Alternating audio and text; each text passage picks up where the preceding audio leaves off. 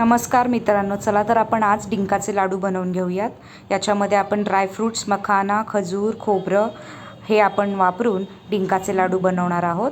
तर चला तर मग आपण बनवूयात। सर्वप्रथम आपण ड्राय रोस्ट करून घेणार आहोत सुक्या खोबऱ्याला। त्याच्यानंतर त्याची पावडर करून घ्यायची आहे।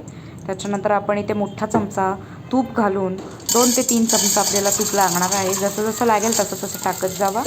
त्याच्यामध्ये आपण डिंक व्यवस्थित फ्राय करून घेणार आहोत। डिंक असं पापड जसं फुलते तसं फुलेल, बघू शकताय तुम्ही।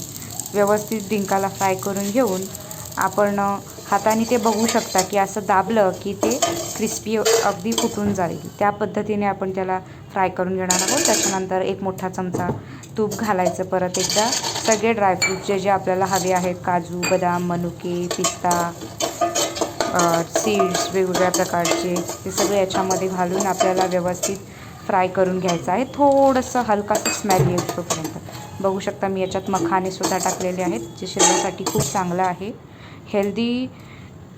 ज्यांना हेल्दी डाएट आवडतं त्यांनी स्वीट डिशमध्ये हा लाडू बनवून ठेवायला हरकत नाही। बघू शकता आता मी इथे करीब 2 वाट्या भरून खजूर घेतलेला आहे। थोडंसं मऊ खजूर आहे, जेणेकरून ते गोड आणि मला बाइंडिंगसाठी उपयोगी पडेल म्हणून मी हे मऊ खजूर घेतलेलं आहे।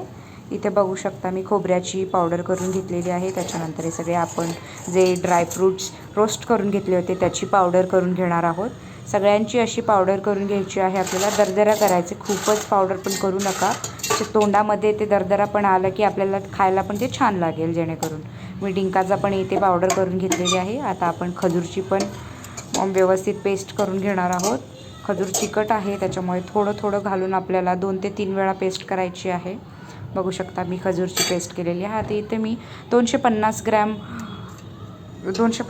गूळ घेतलेला आहे। त्याच्यामध्ये मी 2 ते 3 चमचे तूप घालते आहे आणि मग त्याचा पाक करून घ्यायचा आपल्याला। 1 तार 2 तार असं काही नाही, फक्त त्याला विरघळून द्यायचं आहे। पाक असा विरघळल्यावरती याच्यामध्ये आपण जे मिक्सचर ड्रायफ्रूटचं आणि खोबऱ्याचं जे तयार केलेलं आहे ते मिक्सचर आपण याच्यामध्ये टाकून घ्यायचं आहे। बघू शकता ड्रायफ्रूट्स, खोबरं, डिंक याचं मिक्सचर आहे, हे टाकून मिक्स करायचं आहे। आणि तसंच आपण जे खजूरचं मिक्सचर तयार केलं होतं ते पण आपल्याला याच्यात टाकून व्यवस्थित मिक्स करून घ्यायचं आहे।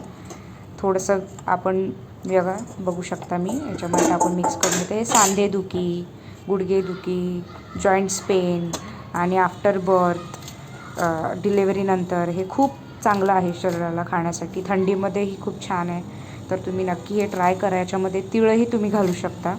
हाताने व्यवस्थित त्याला मिक्स करून घ्यायचं आहे। त्याच्यानंतर एक एक करून असे व्यवस्थित लाडू वळून घ्या।